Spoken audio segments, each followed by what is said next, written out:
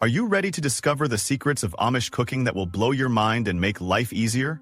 Welcome to this exciting video where we'll unlock 30 incredible Amish food hacks designed to transform your time in the kitchen.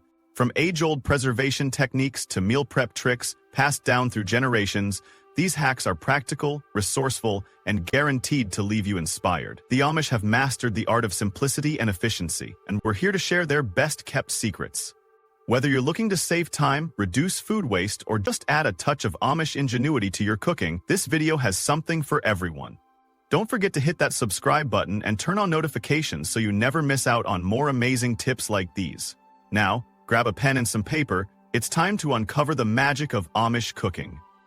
1. Store potatoes in sawdust to prevent sprouting. Ever walk into your pantry, only to find a bag of potatoes sprouting into a science experiment? Yeah, been there. That's where this Amish hack comes to the rescue. By storing potatoes in sawdust, the Amish avoid the whole sprouting nightmare while keeping their spuds fresh for weeks, sometimes even months. The secret is in the sawdust, which regulates humidity and blocks out light. High humidity and exposure to light are what cause potatoes to sprout like crazy, so sawdust creates a cozy little environment where they stay dormant. Here's how you can do it yourself. Grab a wooden crate, you want something breathable, not plastic, and a bag of dry, untreated sawdust. Spread a layer of sawdust in the bottom of the crate, place your potatoes on top, and cover them completely with more sawdust. Keep the crate in a cool, dark space, like a basement or pantry. Just like that, your potatoes are protected from sprouting or shriveling. I started doing this last winter, and honestly, I can't tell you how much waste it saved me. No more forgotten potatoes turning into mushy sprout monsters in the back of my cupboard. 2. Store eggs in lime water for up to 6 months. When I first heard about this hack, I had to do a double take. Lime water? For eggs? But sure enough, the Amish have been using this method for ages to keep farm-fresh unwashed eggs fresh for an impressive 6 months. Here's how it works. Pickling lime, also known as calcium hydroxide, creates an alkaline environment that prevents bacterial growth and keeps the egg's shells intact. It's perfect for preserving eggs when refrigeration isn't an option, which, for the Amish, is often the case. To store eggs this way, mix 1 ounce of pickling lime with a quart of water. Make sure it's clean and filtered. Pour the lime water into a large, food-safe container, like a glass jar, and submerge your unwashed, farm-fresh eggs. It's important that the eggs aren't washed because the natural bloom on the shell is part of what keeps them fresh. Keep the container in a cool, dark spot, and voila! You've got eggs that'll last you through the seasons. What amazed me most about this hack is how easy it is. I've used it to store eggs during peak production seasons when my hens lay more than we could possibly eat. It's so satisfying reaching into the pantry months later and cracking open an egg that's still as good as the day it was laid. 3. Keep milk fresh by submerging bottles in cold water. Before refrigerators became a staple in every home, the Amish had, and still have, clever ways to keep perishables fresh. One of my favorite tricks is their method for keeping milk from spoiling by submerging bottles in cold water. It's a lifesaver, especially during power outages or camping trips. The science is simple. Bacteria that spoil milk thrive in warm temperatures, but cold water keeps everything nice and chilly, slowing down bacterial growth. If you have access to a running stream or a spring, it's even better. The constant flow of fresh water keeps the milk colder for longer. I picked up this hack for our weekend cabin trips. We fill glass bottles with fresh milk and place them in a floating container tied to a stream near the property. On trips where we don't have access to running water, I just use a metal tub filled with ice-cold water and replenish the ice as needed. Not only does this method work to keep milk fresh, but it also brings a little old-school charm to the process. There's something so rustic and satisfying about fishing your milk bottle out of the cool stream in the early morning light. 4. Soak beans overnight to improve digestibility. Beans are one of those staple foods that are inexpensive, versatile, and packed with protein. But if you've ever hesitated to eat them because of the notorious digestive challenges they can cause, this Amish tip will be a game changer. By soaking beans overnight, you break down some of the complex sugars that can lead to bloating and discomfort. It also softens the beans, cutting down on cooking time and making them way easier to chew and digest. Here's my go-to method. Pour your beans into a bowl or pot. Cover them with cold water and leave them to soak for at least 8 to 12 hours. If it's warm out, I suggest putting the bowl in the fridge to prevent fermentation. Once they've soaked, drain and rinse them thoroughly before cooking. This step also washes away some of the indigestible starches you don't want hanging around. Since adopting this habit, my family and I have had fewer post-dinner bellyaches, making hearty bean soups, chili, and burritos a much more enjoyable experience. 5. Smoke meat with fruit wood for enhanced flavor. Smoking meat is an art, and the Amish have perfected it over the centuries by using fruit wood to add depth and flavor. Unlike hickory or mesquite, which can be intense, apple, cherry, and peach woods burn clean and impart a subtle sweetness to the meat. When I first tried this, I couldn't believe the difference it made. I used apple wood chips to smoke a pork loin, and the flavor was out of this world. It was smoky without being overpowering, with just a hint of fruity aroma that complemented the meat perfectly. If you're new to smoking, start small. You can use a smoker if you've got one, or even a simple charcoal grill with a smoker box. Just soak your fruit wood chips in water for about 30 minutes so they don't burn too quickly, drain them, and toss them onto hot coals. Add your meat of choice to the grill, close the lid, and let the magic happen. Whether it's pork, beef, chicken, or even fish, fruit wood smoking elevates the flavor to something truly special. This hack is perfect for backyard barbecues, family gatherings, or any time you want to impress your dinner guests. 6. Soak wooden spoons in salt water to prevent cracking. I don't know about you, but I adore my wooden spoons. They're dependable and well-loved, but that also means they can take quite a beating. Over time, they tend to dry out and crack, which is just heartbreaking. But leave it to the Amish to come up with a simple but genius solution for this. By soaking your wooden spoons in salt water overnight once a month, you hydrate the wood and keep it from drying out. The salt water helps the wood retain its moisture while preventing bacteria buildup. It's such a small step, but it makes a big difference in their durability. I started doing this with all my wooden utensils. I prepare a solution of warm water and a tablespoon of salt, submerge my spoons, and leave them to soak overnight. The next morning, I rinse them off and let them air dry completely. You'd be amazed at how much softer and smoother the wood feels after just one soak. And the best part? I haven't lost a single spoon to cracking since starting this routine. It feels good to preserve tools that have been with me through so many recipes. 7. Make homemade butter in a jar. Making butter by hand? That probably sounds like something better left to a prairie novel. But hear me out. This Amish hack for whipping up homemade butter in a mason jar is incredibly easy, ridiculously fun, and kind of a workout, bonus points if you skip arm day at the gym. It all starts with heavy cream. I like using about a cup of cream for a pint-sized mason jar. Pour the cream into the jar, tighten the lid, and shake. And shake. And then shake some more. After about 10 to 15 minutes, you'll start to notice the magic. First, the cream thickens into whipped cream. Then, it separates into butter and buttermilk. Once the butter has formed, strain out the buttermilk, don't toss it, it's great for baking, and rinse the butter under cold water. Knead it a bit to remove any remaining liquid and add a pinch of salt if you like. That's it. You've got creamy, delicious homemade butter. Doing this for the first time felt like some kind of alchemy. It's a wonderful project to do with kids, too. Plus, there's no comparison to the taste. Fresh butter has this richness that store-bought brands can't touch. It's worth every second of shaking. 8. Make vinegar from apple scraps. I'm amazed this hack isn't more common because it's such a no-brainer. Every time you peel apples or slice out the cores, you're left with a mound of scraps. Don't toss them. Those little bits and pieces can be transformed into tangy, probiotic-rich apple cider vinegar.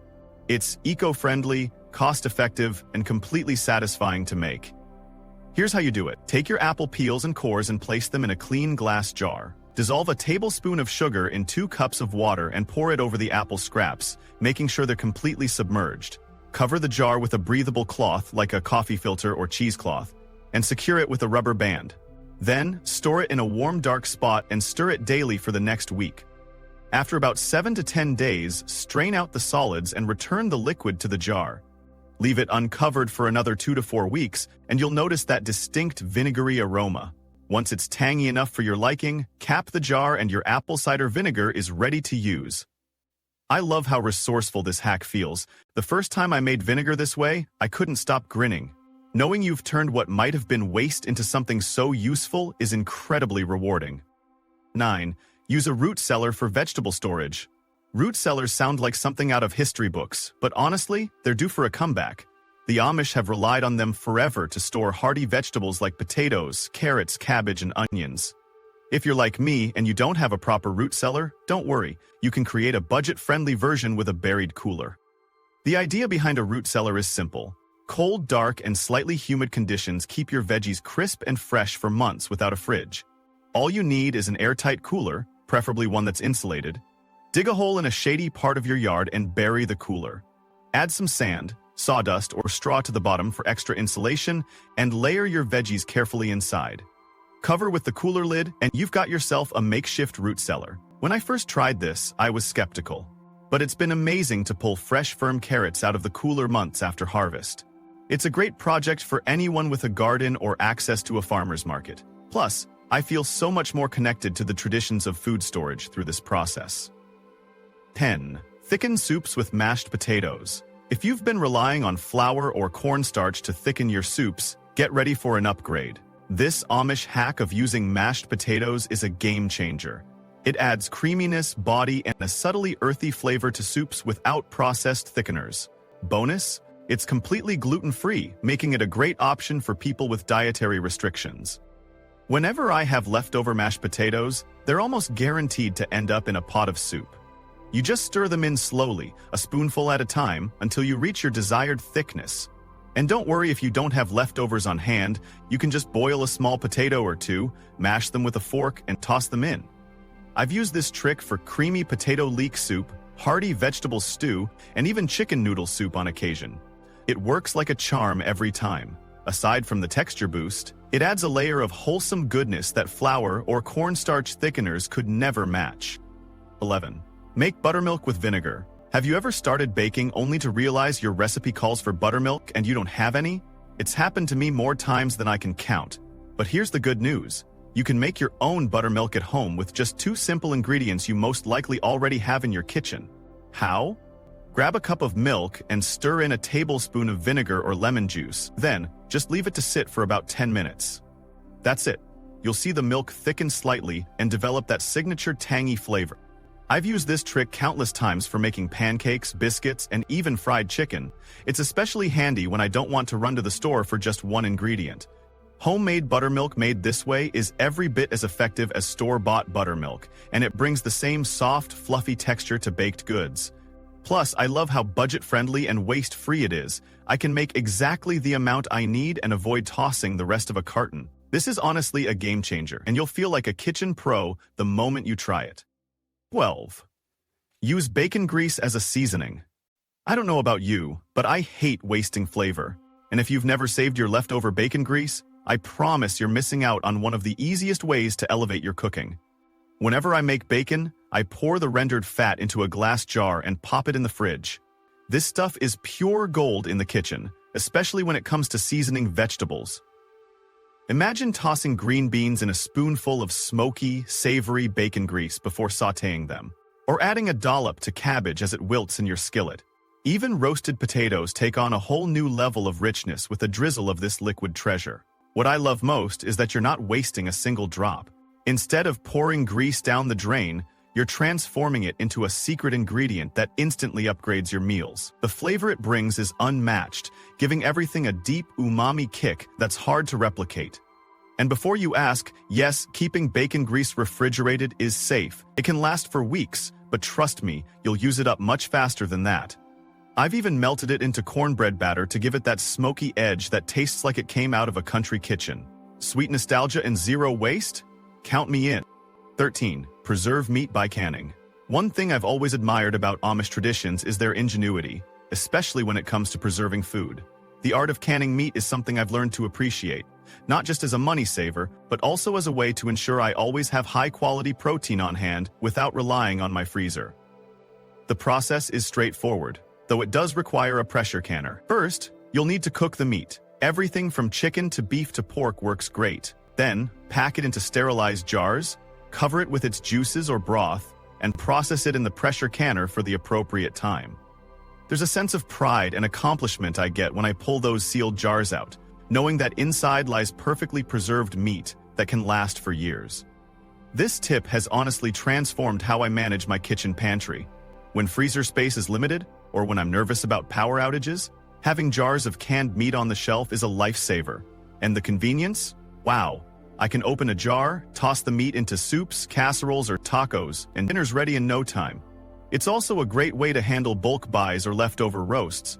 I've saved so much money by not letting meat go to waste. It's satisfying, practical, and one of those skills I wish I'd learned sooner. 14. Add vinegar to milk to extend freshness. This next trick feels like it came straight out of a secret Amish playbook for making the most out of what you have. If you want your milk to last longer, especially raw or minimally processed milk, all you need to do is add a teaspoon of vinegar to every quart. Sounds simple, but this tiny action can make a big difference. At first, I was skeptical. Wouldn't the vinegar spoil the milk or make it taste unpleasant? But it doesn't. The acidity of the vinegar helps slow down the growth of bacteria, naturally extending the milk's freshness without altering the flavor. I've found this especially useful when I'm using milk for cooking or baking, because even if I miss the buy or use by date by a couple of days, the milk stays perfectly fine. It's also a helpful tip if you're working with fresh milk straight from the farm, which doesn't always go through the same pasteurization process as store-bought milk. The vinegar acts like a natural preservative, allowing you to enjoy your milk for longer.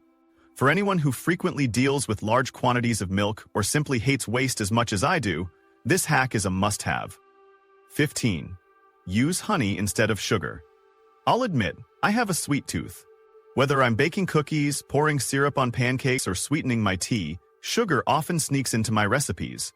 But I've started swapping out sugar for honey, and it's been one of the most rewarding changes I've made in my kitchen. Honey isn't just a sweetener, it's a natural wonder. It has antibacterial properties that make it healthier than refined sugar, while delivering a richer, more complex flavor. Depending on the type of honey you use, it can add floral or even slightly earthy notes to your dishes. What I've loved most about this swap is that I can use less honey than I would sugar, thanks to its natural sweetness. Recipes come out less cloying, more balanced, and still mouth-wateringly good. For example, when I make quick bread or muffins, I'll substitute about 3/4 of a cup of honey for every cup of sugar the recipe calls for. The result? Moister, more flavorful treats that feel less heavy.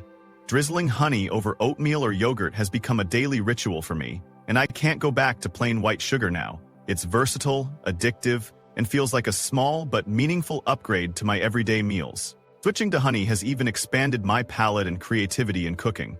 I've experimented with adding it to marinades, dressings, and glazes for meats, and the results are always stunning. It's such a simple choice, but it effortlessly bridges the gap between practicality and indulgence. 16. Ferment pancake batter overnight. When I first heard about fermenting pancake batter overnight, I was intrigued but a little skeptical. Pancakes are already a simple breakfast staple, so why mess with a good thing, right?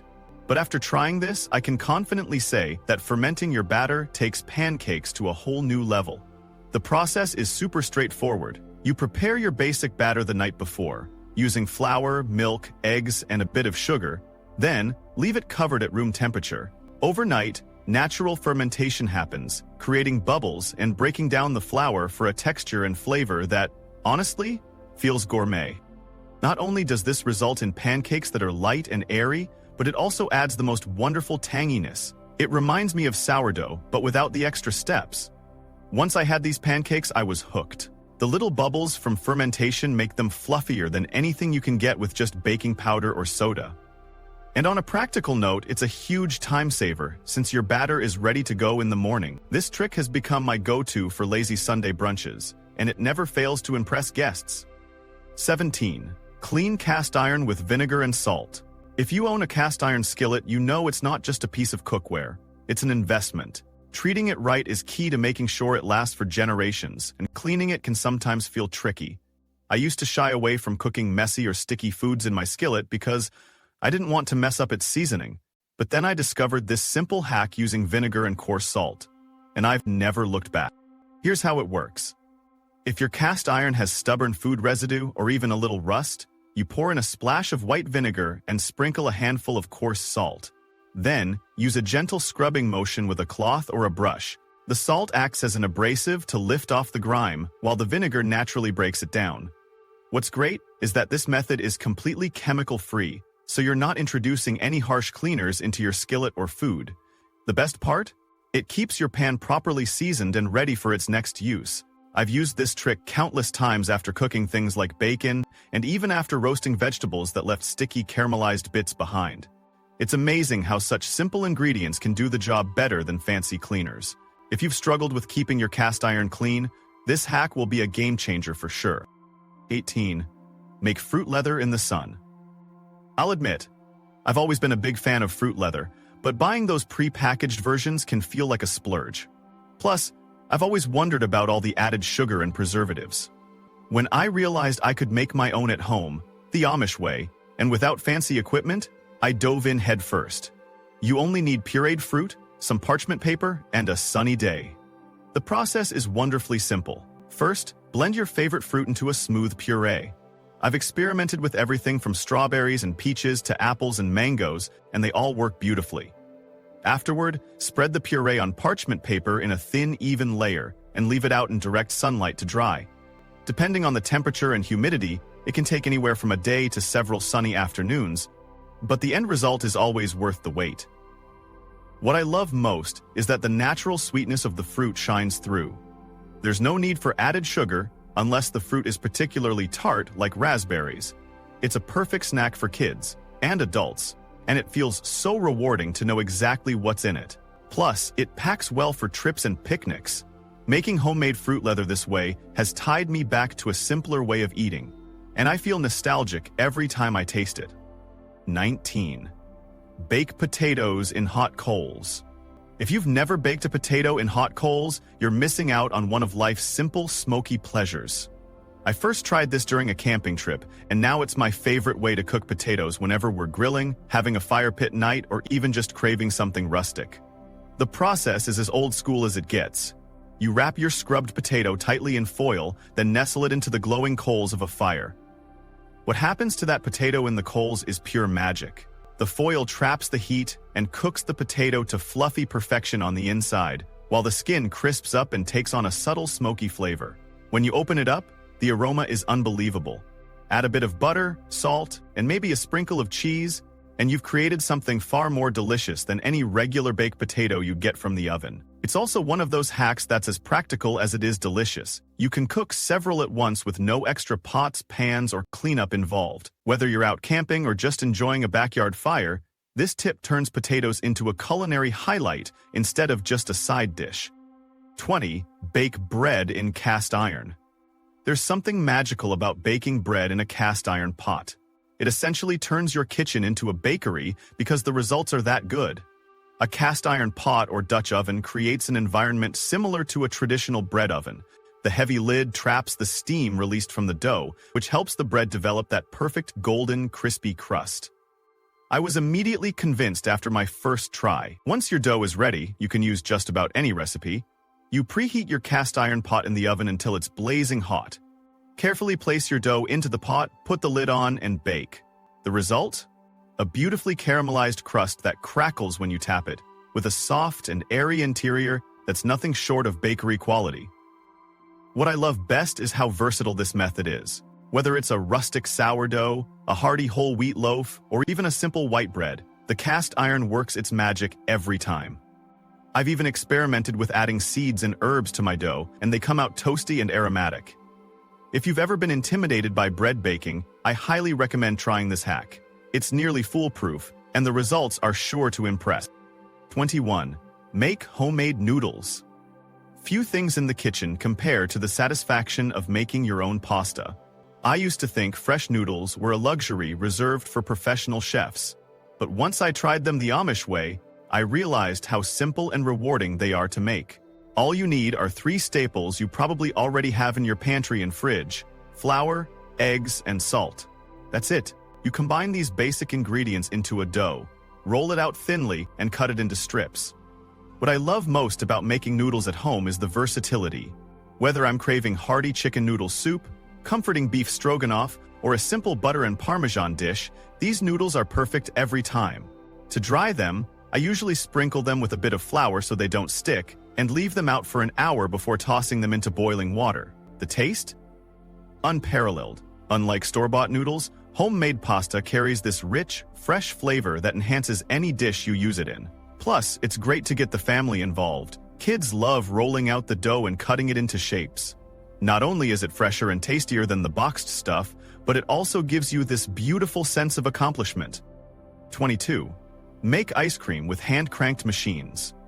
When I think of summer treats, nothing beats the creamy goodness of homemade ice cream. While many of us rely on electric gadgets or store-bought tubs, I've fallen head over heels for hand-cranking my own ice cream. There's something about the process that feels nostalgic and meditative. Sure, it takes a bit of manual effort, but I promise you the end result is worth every crank. Using a hand-cranked ice cream maker is surprisingly straightforward. You mix up milk, cream, sugar, and a splash of vanilla, then pour the creamy mixture into the churner. Add ice and salt to the outer compartment and start turning that crank. The manual churning creates this velvety, lush texture that you just can't replicate with store-bought ice cream. When you make ice cream this way, you can get creative with flavors. I've added fresh strawberries, chocolate chips, and even honey for a unique twist. My kids love pitching in with the churning, and it's become a family activity we all look forward to. The taste of homemade ice cream is unmatched, filled with a freshness and creaminess that commercial versions can't touch. It's more than dessert, it's an experience. 23. Ferment vegetables in crocks.